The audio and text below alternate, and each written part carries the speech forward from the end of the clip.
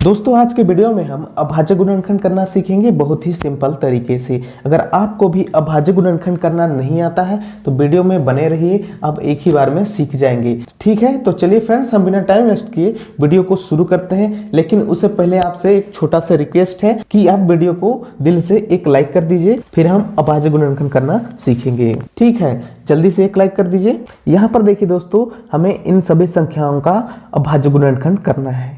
ठीक है ना, तो हम चलिए सबसे पहले 216 का अभाज्य गुणनखंड करते हैं। ठीक है ना, तो जब भी आपको अभाज्य गुणनखंड करना रहे किसी संख्या का, तो आपको क्या करना है, इस तरह से उस संख्या को नीचे लिख लेना है। ठीक है ना, 216 का हमें अभाज्य गुणनखंड करना है। और उसके बाद आपको क्या करना है, इस तरह से दो लाइन खींच लेना है।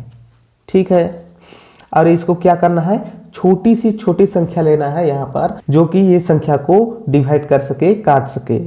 ठीक है ना, सबसे पहले आपको छोटी संख्या से शुरुआत करना है, फिर बड़ी संख्या की ओर बढ़ते जाना है। ठीक है ना, जैसे कि सबसे पहले आप 2 से करेंगे तो उसके बाद आप 3 से करके देखेंगे, 3 से नहीं होता है तो 4 की ओर बढ़ेंगे, 4 से नहीं होता है तो 5 की ओर। आपको इस तरह से बढ़ते क्रम से आगे बढ़ना है। तो यहाँ पर चलिए हम 216 का अभाज्य गुणनखंड करते हैं। तो हम इसको क्या करेंगे, 2 से इसको डिवाइड करते जाएंगे जब तक कि ये संख्या के नीचे 1 ना आ जाए, तब तक हमें इसको भाग करते जाना है, डिवाइड करते जाना है। सबसे पहले हम यहाँ पर 1 अंक लेंगे।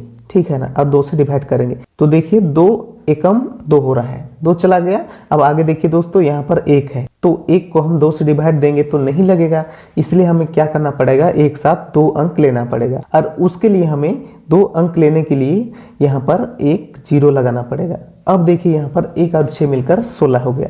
अब यहाँ पर हम क्या कर सकते हैं, 2 8 16 कर सकते हैं। ठीक है, 16 का 16 पूरा चला गया। यहाँ भी देखिए ये संख्या 2 से डिवाइड हो जाएगी, तो हम क्या करेंगे, 2 से इसको डिवाइड करेंगे। उसके बाद देखिए यहाँ पर हम 2 अंक लेंगे, क्योंकि 1 अंक लेते हैं तो यहाँ पर छोटा हो जा रहा है इससे। शुरू में आप 2 अंक ले सकते हैं या फिर 3 अंक भी आप ले सकते हैं। तो देखिए 2 5 10 हो गया, 10 का 10 चला गया। अब आगे क्या है, 8 है, तो 2 चौका 8। उसी तरह आगे करते जाइए, ये भी 2 से कटने वाली संख्या है, तो 2 से ही करेंगे हम। 2 दूना 4 होगा, 1 बच रहा है, 2 सते 14। अब देखिए दोस्तों, 27 2 से नहीं कटेगा, भाग नहीं लगेगा, तो हमें क्या करना है, 2 से आगे की ओर बढ़ना है, तो ये 3 से चला जाएगा। 3 9 27 होता है। अब देखिए 9 3 से जाएगा, तो 3 से ही करेंगे हम। 3 3 9, और एक बार 3 से करते हैं तो देखिए 3 एकम 3। देखिए दोस्तों, यहाँ पर 1 आ गया है नीचे में। अब हमें क्या करना है, इधर वाले सभी संख्या को गुणा के रूप में लिख लेना है। ठीक है ना, तो देखिए 2 गुणा 2 गुणा 2 गुणा 3 गुणा 3 गुणा 3। देखिए इसका अभाज्य गुणनखंड किए हम 216 का, तो इतना आ गया। ठीक है ना, तो 216 का अभाज्य गुणनखंड कितना आया, 2 गुणा 2 गुणा 2 गुणा 3 गुणा 3 गुणा 3। अगर आप ये सभी संख्या को गुणा करेंगे तो 216 होगा। अभाज्य गुणनखंड का मतलब यही है। ठीक है ना, ये सभी संख्या को आप गुणा करेंगे तो 216 होगा ही होगा, ये आप गारंटी के साथ कह सकते हैं। ठीक है ना, तो अभाज्य गुणनखंड कैसे करना है ये तो आपको समझ में आ गया। अब चलिए हम आगे 512 का अभाज्य गुणनखंड करते हैं। ठीक है ना, तो आगे आपको क्या करना है, सबसे पहले तो आपको जिस भी संख्या का अभाज्य गुणनखंड करना रहे उसको आप नीचे लिख लेंगे। उसके बाद इस तरह से 2 लाइन खींचेंगे। ठीक है ना, फिर छोटी संख्या से इसको डिवाइड करते जाएंगे जब तक कि इस संख्या के नीचे 1 ना आ जाए तब तक। ठीक है ना, तो देखिए 2 दूनी 4 तो होगा ही, यहाँ पर 11 हो जाएगा। 2 5 10, 11 में से 1 बच रहा है, उसको यहाँ लगाइएगा तो 12 हो जाएगा। 2 छक 12।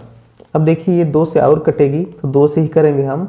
2 एकम 2, 2 दूनी 4, 1 बच रहा है, 2 8 16। और एक बार 2 से करेंगे, 2 छक 12, 2 चौका 8। फिर से 2 से होगा, 2 तिया 6, 2 दूनी 4, और 2 से ही होगा, 2 एकम 2, 2 छक 12।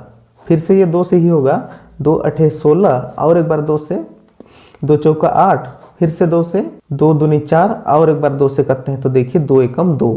अब देखिए दोस्तों, इसके नीचे 1 आ गया है, यानी कि हमारा अभाज्य गुणनखंड पूरा हो चुका है। अब हमें आगे क्या करना है, इधर वाले सभी संख्या को गुणा के रूप में यहाँ पर लिख लेना है। ठीक है, देखिए 2 कितनी बार यहाँ पर है, 1 2 3 4 5 6 7 8 9, 9 बार 2 गुणा हुआ है, तो हम क्या करेंगे, 2 को यहाँ पर 9 बार गुणा कर देंगे। ठीक है, गुणा 2 गुणा 2 गुणा 2 गुणा 2। देखिए गिनती करिए 1 2 3 4 5 6 7 8 9, 9 बार 2 गुणा हुआ है, ठीक है ना। ये सभी संख्या को आप गुणा कर देंगे तो 512 आएगा। अब आगे देखिए दोस्तों, अगर आपको कोई बड़ी संख्या दे दिया जाए गुणनखंड करने के लिए तो आप उसको कैसे करेंगे, तो बड़ी संख्या रहे या छोटी संख्या। अभाज्य गुणनखंड जैसे करते हैं आपको उसी तरह से करना है, ठीक है ना। सबसे पहले तो जिस भी संख्या का आपको अभाज्य गुणनखंड करना रहे उसको नीचे लिख लेंगे, ठीक है ना। फिर क्या करेंगे, इस तरह से 2 लाइन खींचेंगे, फिर छोटी संख्या से डिवाइड करते जाएंगे, ठीक है ना। 2 दूनी 4, 2 दूनी 4, 1 गया, 2 छक 12, यहाँ पे 1 गया, 2 छक 12, 1 0 लगा देंगे, ठीक है। फिर से 2 से जाएगा, 2 एकम 2, 2 एकम 2, 2 तिया 6, 2 तिया 6, 0 लग जाएगा। और एक बार 2 से जाएगा, देखिए यहाँ पर हम 2 अंक लेंगे, 2 पचे 10, 1 जाएगा, 2 छक 12 हो जाएगा, यहाँ भी 1 जाएगा, 2 छक 12, यहाँ 1 जाएगा, 2 पचे 10, ठीक है। आगे देखिए 2 दूनी 4, यहाँ पर 1 जाएगा, 2 अट्ठे 16, 2 तिया 6। सॉरी फ्रेंड्स, ये 2 से डिवाइड नहीं होगा क्योंकि देखिए इसका इकाई वाला संख्या में 5 है, ठीक है। तो इसको हम क्या करेंगे, 3 से डिवाइड करके देखेंगे। तो 3 से डिवाइड करने का तरीका क्या है, इसको सभी अंक को हम जोड़ते हैं। तो देखिए 5 और 6 11 हो जाता है, 11 में हम 6 को जोड़ेंगे तो 17 हो जाएगा, तो 17 में हम 5 को जोड़ देते हैं तो यहाँ पर 22 हो जाएगा। और 22 तो 3 से डिवाइड नहीं होता है, तो ये संख्या भी 3 से डिवाइड नहीं होगी, 4 से भी नहीं होगी। तो आगे हम लेते हैं 5, तो इसका देखिए इकाई में 5 है, यानी कि ये 5 से डिवाइड हो जाएगी। तो हम क्या करेंगे, इसको 5 से डिवाइड करेंगे, ठीक है ना। 5 से करते हैं तो देखिए 5 एकम 5 होगा, यहाँ पर, यहाँ भी 5 एकम 5 होगा, यहाँ 1 चला जाएगा तो देखिए 16 हो गया। तो 5 तिया 15 होता है, फिर से 1 बचा, फिर से हम 5 तिया 15 करेंगे। अब देखिए दोस्तों ये संख्या कौन से कटेगी, देखिए 2 से तो नहीं कटेगी, 3 से भी नहीं कटेगी, 4 से भी नहीं कटेगी, 5 से भी नहीं कटेगी। ये संख्या को हम देख रहे हैं 11 से चली जाएगी, क्योंकि देखिए यहाँ 11 है और यहाँ 33। तो चलिए हम डायरेक्ट इसको 11 से ही काटते हैं, ठीक है ना। देखिए 11 एकम 11 होगा, यहाँ पर 2 अंक लेंगे तो, और यहाँ पर देखिए 3 बच रहा है, और यहाँ पर देखिए आगे हमें 3 लेना है। तो देखिए 3 को लेते हैं तो 11 से तो डिवाइड नहीं हो रहा है, ये छोटा हो जा रहा है। तो हमें क्या करना पड़ेगा, यहाँ पर एक साथ दोनों अंक को लेना पड़ेगा, और उसके लिए हमें यहाँ पर 1 0 लगाना पड़ेगा, ठीक है ना। अब देखिए 11 तिया 33 हो जाएगा। अब देखिए दोस्तों यहाँ पर 103 आ गया, तो 103 तो कोई संख्या से नहीं कटेगी शायद, ठीक है ना। तो इसको हम क्या करेंगे, गुणा के रूप में लिख लेंगे, 2 गुणा 2 गुणा 2 गुणा 5 गुणा 11 गुणा 103, ठीक है। इसका अभाज्य गुणनखंड किए तो इतना आ गया।